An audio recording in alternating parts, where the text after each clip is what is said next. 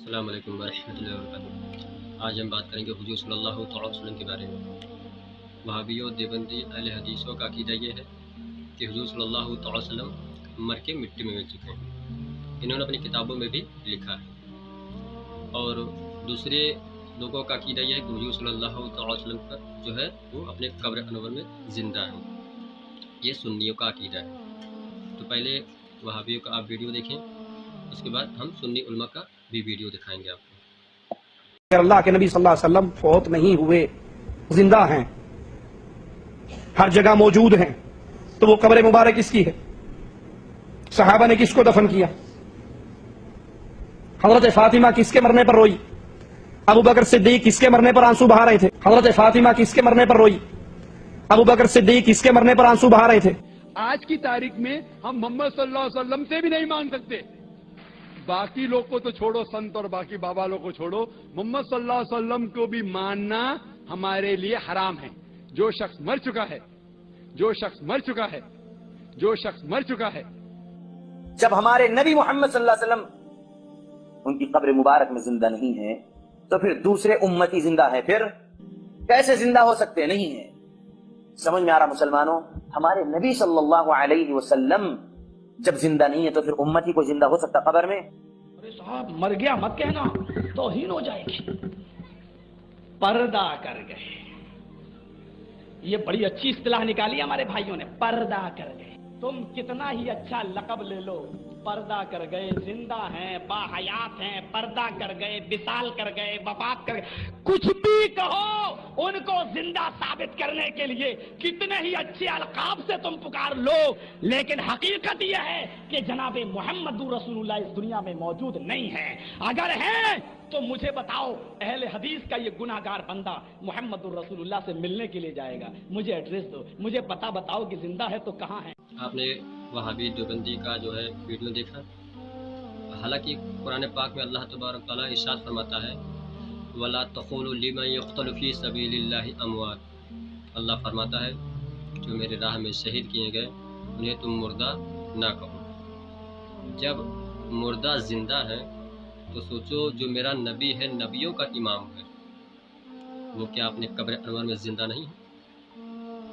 اب سنی علماء کا جو ویڈیو دیکھیے، آپ خود ہی ڈیسائیڈ کریں اور کمنٹ کر کے مجھے بتائیں کہ کون صحیح ہے کون غلط ہے۔ تو ہو سکتا ہے کہ جو راہ خدا میں قتل کیے جائیں انہیں مردہ نہ کہو میں احتراماً روکا گیا ہو، حقیقتاً وہ مردہ ہو مگر ادباً روکا گیا ہو۔ اس شبہے کو آخر قرآن کی اس مقدس آیت نے جڑ سے کاٹ دیا، لا تقولوا لمن یقتل فی سبیل اللہ اموات۔ یہ بات احتراماً نہیں کہی گئی ہے، بلکہ حقیقتاً انہیں مردہ کہنے کا تجھے کوئی حق نہیں، کیونکہ بل احیاء، بلکہ زندہ ہے، بلکہ زندہ ہے۔ تو راہ خدا میں کٹ جانے والے کو جب موت مردہ نہ بنا سکی، وہ موت جو فاروق اعظم کو مردہ نہ بنا سکی، وہ موت جو عثمان غنی کو مردہ نہ بنا سکی، وہ موت جو علی مرتضیٰ کو مردہ نہ بنا سکی، وہ موت جو حسین شہید کربلا کو مردہ نہ بنا سکی۔ تو میں پوچھنا چاہتا ہوں، اگر تو نے ضمیر بیچا نہیں ہے، اگر تیرا مسلمان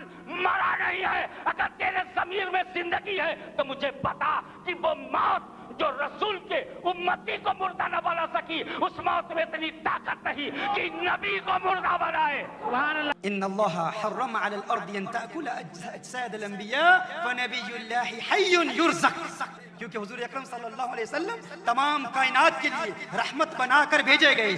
اب اگر کوئی کہے، اب اگر کوئی یہ دعویٰ کرے کہ نہیں مردہ ہیں، ہم کہتے ہیں ہاں حضور اکرم صلی اللہ علیہ وسلم نے موت کا ذائقہ چکھا، لیکن فقط اتنا ہے کہ موت کا ذائقہ چکھا، لیکن چکھنے کے بعد حضور اکرم صلی اللہ علیہ وسلم قبر انور میں زندہ ہیں یا نہیں ہیں؟ صحابی پوچھتے ہیں یا رسول اللہ صلی اللہ علیہ وسلم موت کا ذائقہ چکھنے کے بعد آپ کس کیفیت میں ہوں گے؟ حضور فرماتے ہیں میں زندہ ہوں، زندہ زندہ زندہ۔ نبی کریم صلی اللہ علیہ وسلم نے صحابہ کرام علیہم رضوان سے ارشاد فرمایا کہ تمہارا پڑھا ہوا درود پاک میری بارگاہ میں پیش کیا جاتا ہے۔ کسی نے عرض کی یا رسول اللہ صلی اللہ علیہ وسلم آپ کی وفات کے بعد کیا ہوگا؟ آپ نے ارشاد فرمایا کہ انبیاء علیہ السلام اپنی قبور میں زندہ ہیں۔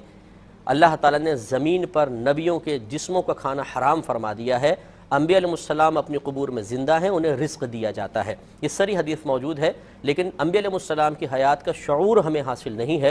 قرآن سے اس طریقے سے ثابت ہے کہ شہداء کے بارے میں صریح آیت موجود ہے. اللہ تعالیٰ نے ارشاد فرمایا جو اللہ تعالیٰ کے راستے میں قتل کیے جائیں انہیں مردہ گمان مت کرو، وہ زندہ ہیں لیکن تم ان کا شعور نہیں رکھتے ہو.